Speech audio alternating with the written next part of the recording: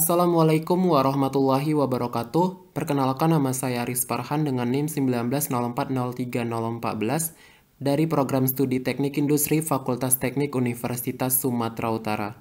Baik, kali ini saya akan mempresentasikan proposal saya mengenai tentang analisis resiko halal supply chain pada UMKM brand Friend Bakery menggunakan House of Risk dengan pendekatan skor.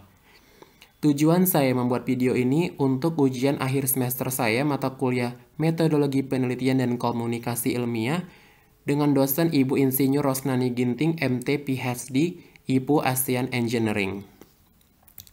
Baik, yang pertama adalah pendahuluan latar belakang. 1.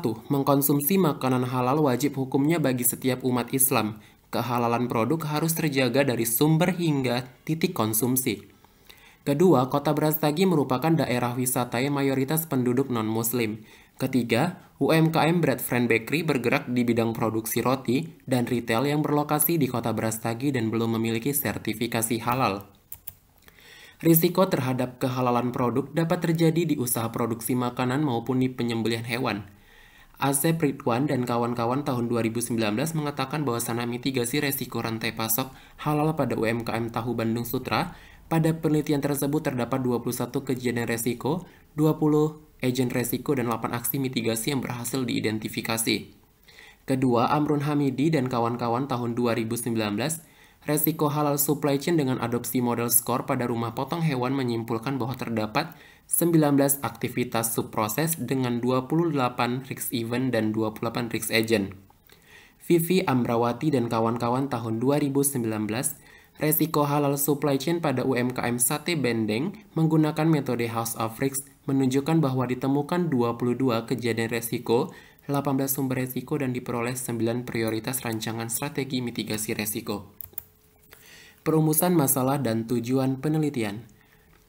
Perumusan masalah pada proposal saya adalah adanya potensi resiko yang dapat berpengaruh terhadap kehalalan produk sehingga perlu dikenali risk event dan risk agent agar dapat disusun aksi mitigasi yang tepat. Tujuan penelitian pada proposal saya adalah mengetahui resiko-resiko yang berpengaruh terhadap kehalalan produk, mendapatkan sejumlah rencana perbaikan resiko agar kehalalan produk tetap terjaga.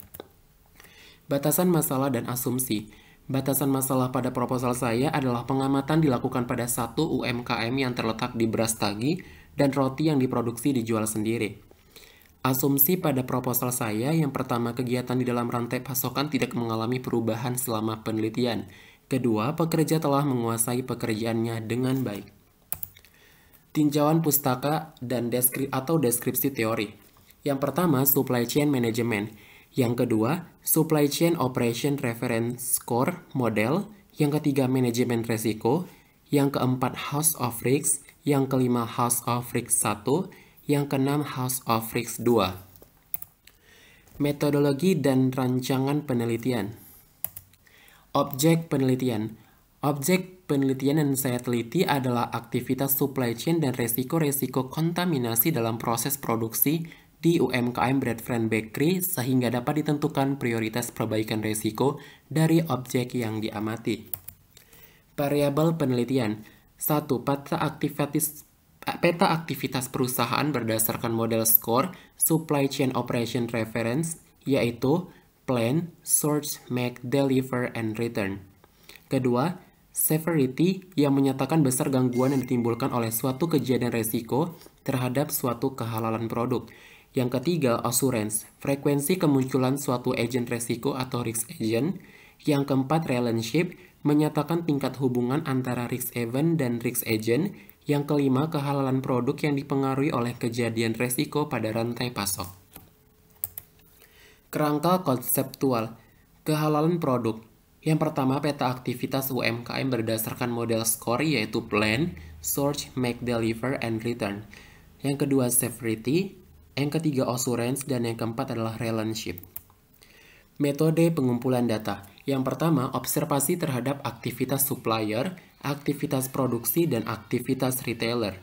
Yang kedua, wawancara pada karyawan dan pemilik yang memiliki keterkaitan dengan aktivitas supply chain perusahaan. Yang ketiga, questionnaire yang untuk mengetahui data risk event, risk agent, tingkat kesulitan, tingkat hubungan, dan relationship.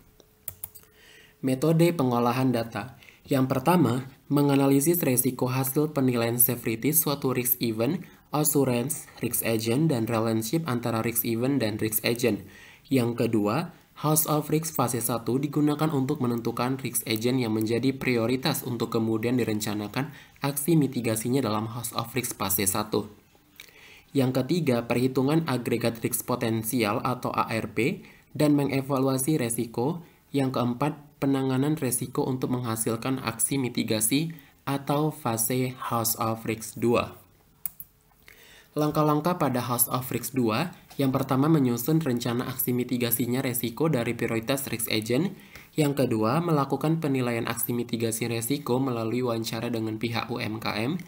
Yang ketiga, melakukan perhitungan total effectiveness (TEK), melakukan perhitungan effectiveness to difficulty ratio atau ETDK, melakukan penilaian dan perhitungan pada aksi mitigasi resiko yang dimasukkan ke dalam House of Risk fase 2. Memberikan usulan aksi mitigasi resiko.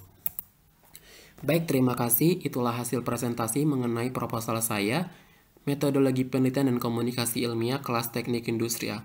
Cukup sekian, semoga dapat bermanfaat bagi kita semua. Wassalamualaikum warahmatullahi wabarakatuh. Sampai jumpa.